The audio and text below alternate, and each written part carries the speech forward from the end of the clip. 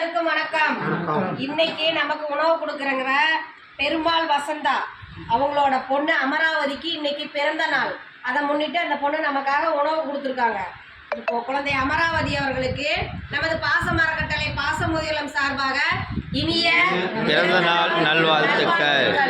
குழந்தை வாழ்க்கையில் அனைத்து செல்வம் பெற்று நீடூழி வாழவும், குடும்பம் தொழில் வாழ்க்கையில் அனைத்து செல்வம் பெற்று நீடூழி வாழ குழந்தை அமராவதி அவர்களை நமது பாசம் அறக்கட்டளை சார்பாக வாழ்த்தி இறைவன் கிட்ட ஒரு பிரார்த்தனை வச்சுக்கலாம்.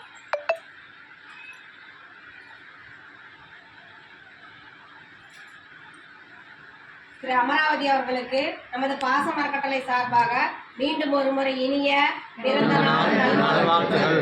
உணவு கொடுக்குற உங்களுக்கும் உங்கள் குடும்பத்தாருக்கும் நன்றிகளையும் வாழ்த்துக்களையும் தெரிவிச்சுக்கிறாங்கன்னு இந்த நேரத்தில் நாங்கள் உங்களுக்கு ஒரு கோரிக்கை வைக்கிறோம். என்னன்னு கேட்டிங்கன்னா, நமது பாசம் அறக்கட்டளை பாசமுதிரில் ஆரம்பித்து 2 வருஷம் முடிஞ்சு 3வது வருஷத்துக்கு போயிட்டு இருக்கோம்.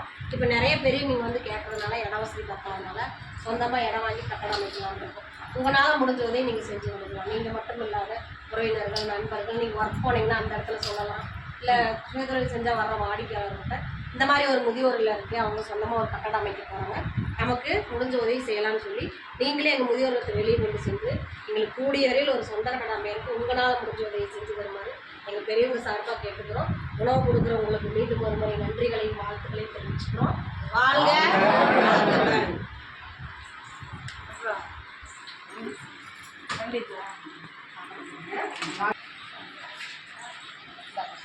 இது வந்து பூரி நாங்கள் உட்காந்து ஊற்றிடுங்க.